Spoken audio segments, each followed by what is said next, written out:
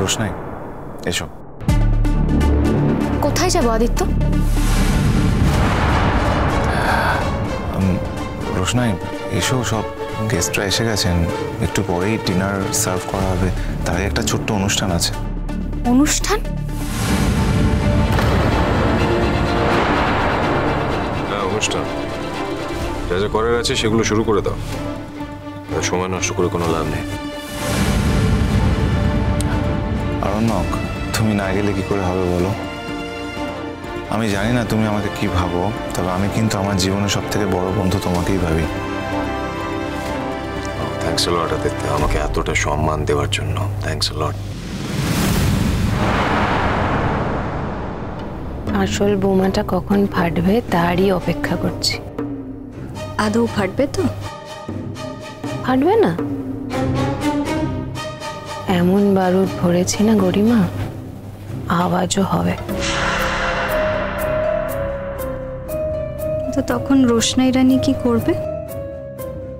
দেখো, আমরা তো কিছু জানি না, কি করেছে না করেছে বা কি করবে কিছুই জানি না। তোমরা কি বলছো গো? এখানে এখানে নিশ্চয়ই কিছু একটা হচ্ছে না, আমাদেরকে বলো না প্লিজ। আমি গেস করছি। এই আর নাটক করো না তো, কিছু জানো না? না সবই তো জানো, বলো জানো না? না মানে সেটা বুঝতে পারছি যে রোশনাই আর আদিত্য কাপুরের মধ্যে কিছু একটা চলছে না, মানে এত সাজগোজ, এত খাওয়ার দাওয়ার ঘটা, তারপর কি একটা সারপ্রাইজ দেওয়ার কথা বললো না? একটা সারপ্রাইজ দেওয়ার কি একটা বললো না?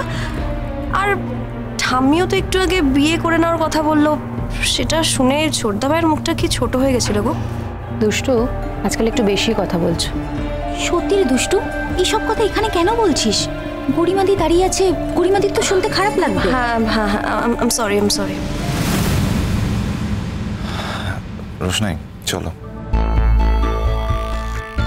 আদিত্য, আপনি আপনি ঠিক কি বলছেন? আমি কিন্তু কিছুই বুঝতে পারছি না। আজ তুমি চলো না আমার সাথে, তোমার জন্যই তো এখানে আসা।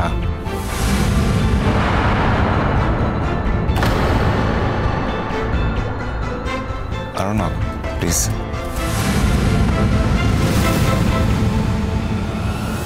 হ্যাঁ, it's okay, you guys carry on, আমি ঠিক আছে, আমি এখানেই ঠিক আছে। ওকে আচ্ছা চলো রোশনাই।